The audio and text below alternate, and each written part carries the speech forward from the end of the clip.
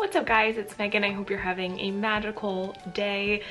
Today is a DIY day. I love the DIY videos. I've been very interested in making them. You guys know I like to make stuff, but today is not a Disney one, it's actually a Harry Potter one. So I made the Monsters Handbook, or whatever you want to call it, the Monsters textbook from the third Harry Potter movie. I've wanted to make this for so long, and finally I was like, I have some time to make it, so I am really proud of making this. I walked through all the steps of how to make it, so if you were interested, it opens up. And if you're interested in learning how to make this, stay tuned and let's hop into it. So here we have some air dry clay. I have this little cardboard book thing that I just had, so I'm using that to cover it. You could use it for a journal. I have some acrylic paint because I didn't have any colored clay. I have a palette. I have this faux fur fabric. I have something called Yes Glue, but you could alternatively use a hot glue gun, and you need a pair of scissors. Okay. So I'm trying to figure out how much fabric I'll need for lining the actual book. So I'm just rolling it out, and then I mark where I need to cut it, and then I cut it out, and yeah, pretty easy first step. And my best advice is to cut this inside a box or somewhere that you could clean it up, because this thing sheds. It sheds a lot, and I just pull off a lot of the fabric as well. You could give it a haircut, but it sheds a lot and it gets all over the place, so just be careful. I was doing it inside a box. Next, I'm using a piece of paper to outline how big the mouth and gum sections are going to be. So I just did a quick outline sketch looking at a reference photo of how big I wanted the gums to be, as well as the teeth and the placement. And there it is. Next, I am starting the process of hot gluing. I think if I were to do this again, I would make sure the whole bottom side is glued, not just the edges, but here I'm just flipping up some of the extra fabric on the edges so that it covers all of the black paint. And for cutting the fabric, you want to leave just a little bit of extra fabric. It's almost like a seam allowance on each of the sides, just so that you could flip this up. You want to cover all the sides and the top of the covers.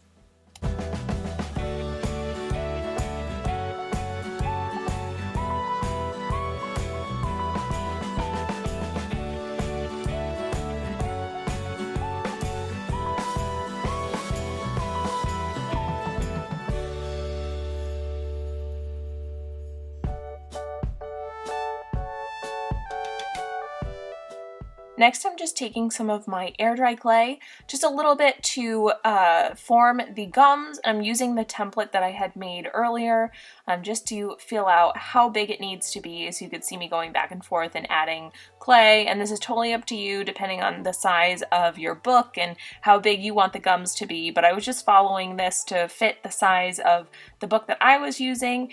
And then because I didn't have any colored clay, I'm adding in some acrylic paint to add some color to it, and it takes a few times, so I just kept adding some more paint, and then I added a little bit of yellow just to get a peachy tone.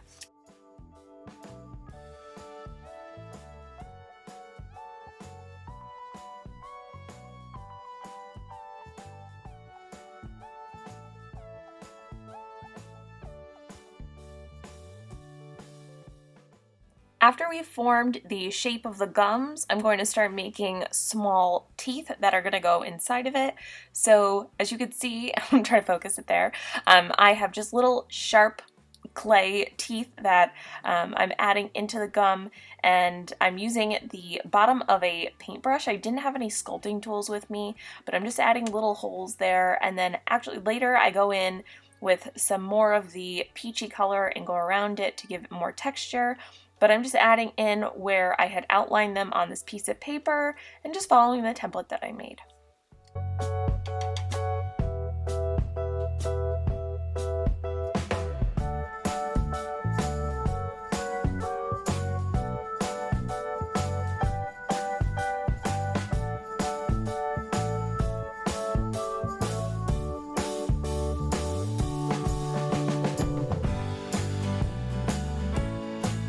I started working on the bottom gums then, adding in the teeth, and I tried to work the teeth around the two bigger front teeth on the top half. That way they won't hit each other or fall off. So I tried to make teeth sort of around the edges. So I have two teeth on the side, and then I'm making two teeth for the other side as well.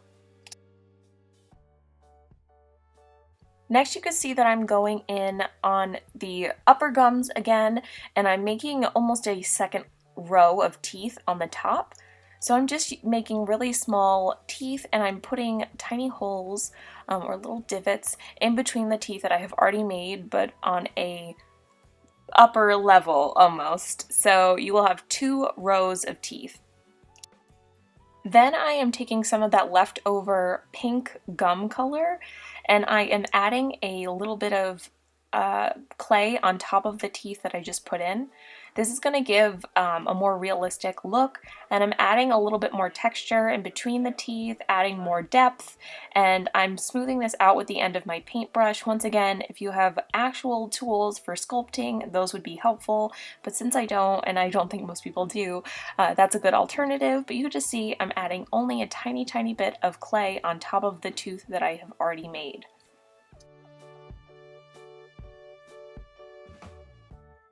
I also go on to do this to the bottom gums and teeth as well.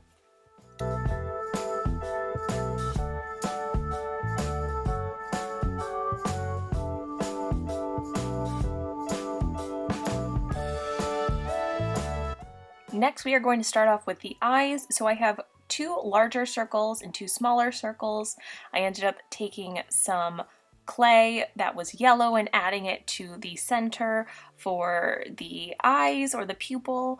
Similar technique, I ended up doing yellow acrylic paint for the yellow, and then I also did black acrylic paint. They weren't as opaque as I wanted them, so later on I do go over and I painted over them with more color, but that's just an indicator for me that those were the colors I was supposed to be using. And as I said, I'm working on the eye structure here. So the eyes have this raised quality. They also have these sort of cool tentacle-y things that are attached to them. So once again, I'm adding like 4 little mountains on top of this 4 tentacle-y structure. And then I'm putting the eyes on top of the top, and then it makes a really cool design. You have to be pretty careful with the clay though. It can be very gentle, so just take your time with this and you'll get it.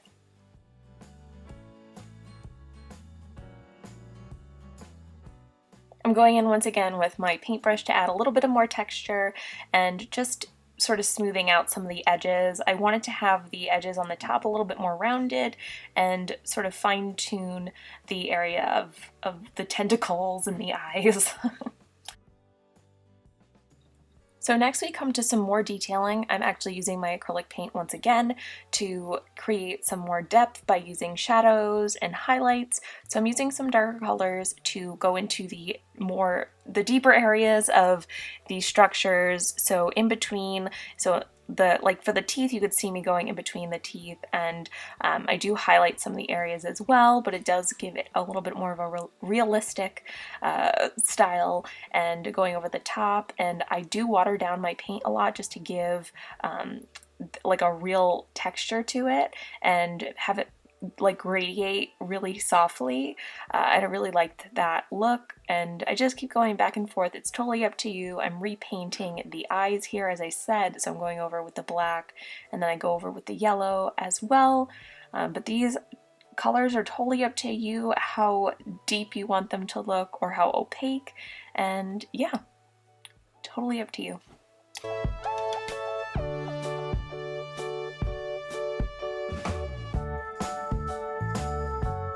So this is what it looked like when they were all done. The most important thing with air dry clay though is that you want to make sure they sit for at least 24 hours. So let it sit for a while and then we will start with this, a second day. So I actually went in and I spray painted this book cover with the fur dark brown because I didn't think that it was dark enough, so you could see the difference between what it looked like before and what it looked like after, and those are our dry pieces, so it's very hard now and more sturdy. So I'm going in and I'm fixing some of the areas that I had spray painted. I am going in with some white, a little bit of yellow, and a little bit of brown to fix the pages of the book on the outside, and this is also stylistically up to you. I like the brush strokes and how it kind of looks like pages, and because I'm not using a real book, I like that texture.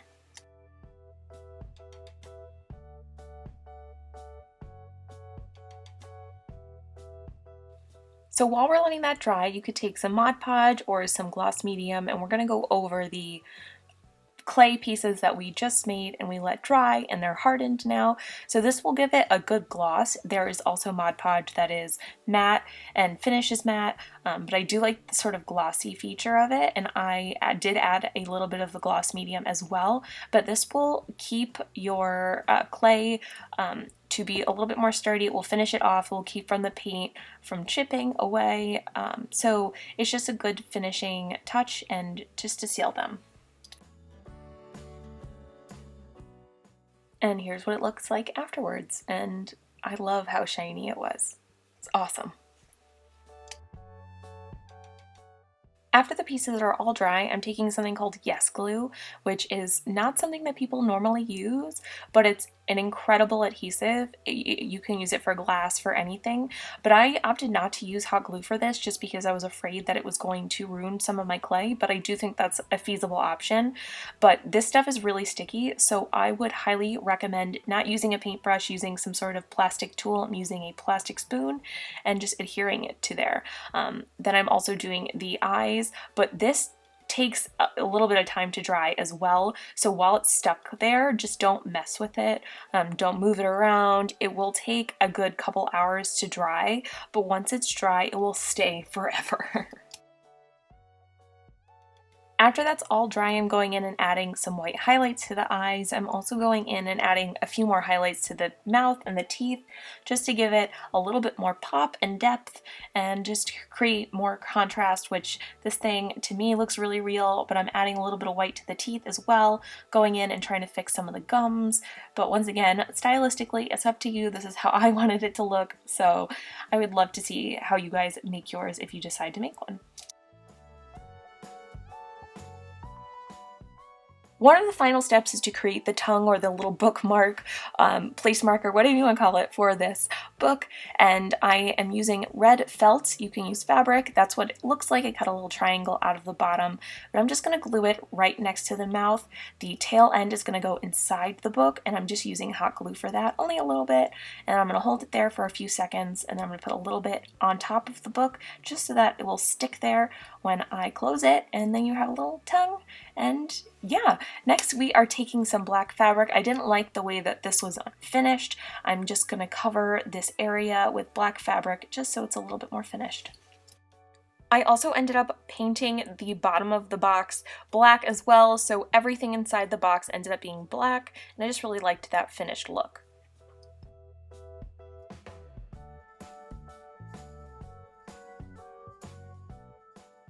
So here we have our final version of our book. I'm really proud of this. I have always wanted to make this, but this little DIY collab gave me a reason to make it, so thank you. Thank you for watching. Thank you guys so much for watching. If you have any questions about how I made this or anything in general, just leave them in the comments down below. Thank you to Kat and Lena for inviting me to this and participating. I really love doing crafts and making things, and especially since we have time to do some stuff. I'm all about Harry Potter and Disney and the theme park, so if you're new, be sure to subscribe. And yeah, I hope you guys have a magical day, which works for both Disney and Harry Potter, and that you're staying safe. And I hope that you guys have a wonderful day. I will see you all real soon. Bye.